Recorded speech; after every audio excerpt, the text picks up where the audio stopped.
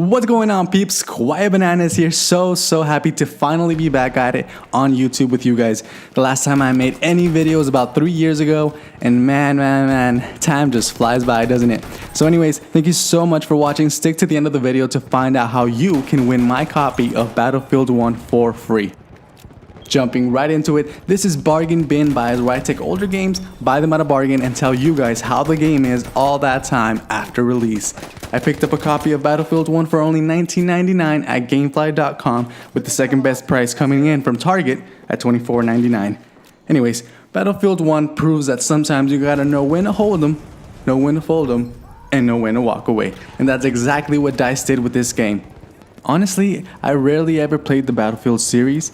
My first experience with the game came in with Battlefield 3, which left me disappointed by both the story and the multiplayer components. I felt like they were playing catch up. The next time I bothered with the series was Hardline, which seemed critics and fans alike thought it was not all that. I actually liked the storyline and the episodic police show gimmick of it. I especially appreciated the break from the modern shooter mold that plagued the industry at the time. While Hardline was decent at best, to me it seemed like the Battlefield series didn't know who it was and was trying to copy other shooters to the point that the series lost its identity. Battlefield was trying to be more and more like Call of Duty while not being Call of Duty. It was a recipe for disaster. Which is why DICE decided to outsmart Activision and the Call of Duty series by going back in time instead of forward, a creative edge that arguably put Battlefield 1 as a top shooter of 2016.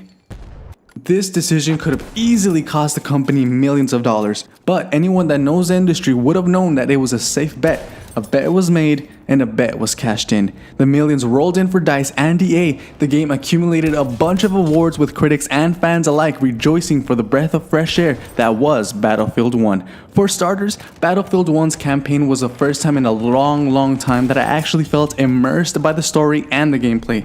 Like as in, I actually thought it was me on screen tearing shit up. Instead of focusing on one superhuman soldier mowing down hundreds of troops, Battlefield 1 opted for having the narrative stretch the story across 6 to 8 hours of multiple episodes. Each of these missions located somewhere different around the globe and led by a different protagonist. These stories aren't necessarily connected, save for all of them taking place, of course, during World War I. Some characters are desperately trying to survive, some are looking for redemption, and some are mounting a guerrilla resistance to centuries of oppression. Battlefield 1 doesn't shy away from realism when it comes to the horrors of World War I, with dark, visceral displays of death everywhere and throughout the game, and I love it. It adds layers to an already engaging and well-made campaign.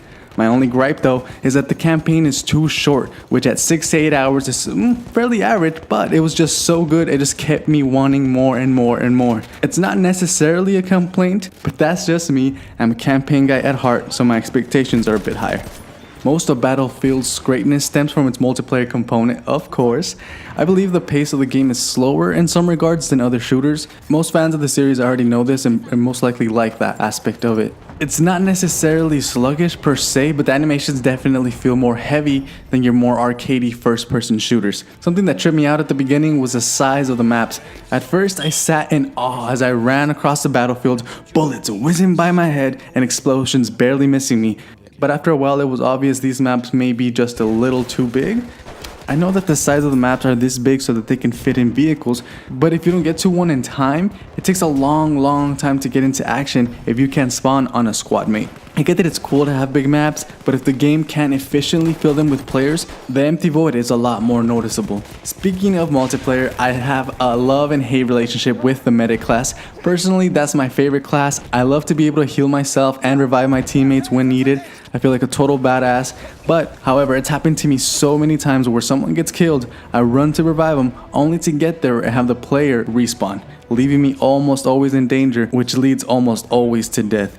Not sure exactly what could be done to fix this issue. I'm not going to pretend like I'm some sort of Battlefield expert, I'm a total noob. But either way, I can say that I really enjoyed the multiplayer of this game. The campaign was engaging and fun, and of decent length. It's not something I can see myself playing over and over as the months pass by.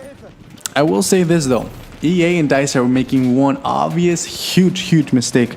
The studio has a lengthy schedule of new paid maps for the game, which will divide the already fragmented player base. Well, that's not even a new issue in the industry itself, it gets better. We still have to wait until sometime in December for Turning Tides, and wait until early 2018 for the last piece of DLC in Battlefield 1 Apocalypse. Early 2018.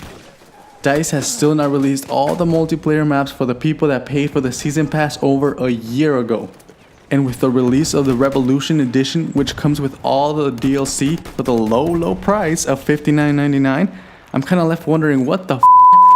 How could DICE and EA do that to the people who purchased the season pass? You as a company have still not fulfilled your promise of content to the season pass holders that paid almost twice that for a game a year ago. And now you want to release a complete edition at full price? No. That is just, like, honestly, that doesn't even sound legal to me. It's a total ripoff, and it puts a huge damper on the success that is Battlefield 1. Apart from the blatantly scummy business decisions that DICE and EA are making when it comes to DLC, Battlefield 1 marks an impressive risk-taking innovation of the series. The multiplayer is enjoyable and serves a wide range of players looking for something different than the typical arcadey first-person shooter. The end result is a shooter that mostly met my huge expectations and one that exists as the best, almost complete first-person shooter of 2016. This was Bargain Bin Buys, where I take older games, buy them at a bargain, and tell you guys how the game is all that time after release. I enjoyed Battlefield 1, but EA and DICE are making unscrupulous decisions that have me disappointed to the point that I would advise you not to purchase the Revolution Edition, but to purchase an older copy and save yourself some money. But anyways, I want to know what you guys think about Battlefield 1. Did you love it? Did you hate it? And most importantly, if you are a season pass holder, are you upset at the way they're handling the DLC? If so, I would love to hear from y'all in the comment section down below. Thank you so much for watching. Don't forget to drop a like and subscribe. And if you want to be eligible for my personal used copy of Battlefield 1, leave a comment down below. And if this video gets 5,000 views, I will pick one winner and send this game to that person. Good luck, everyone. This was Quiet Bananas signing out.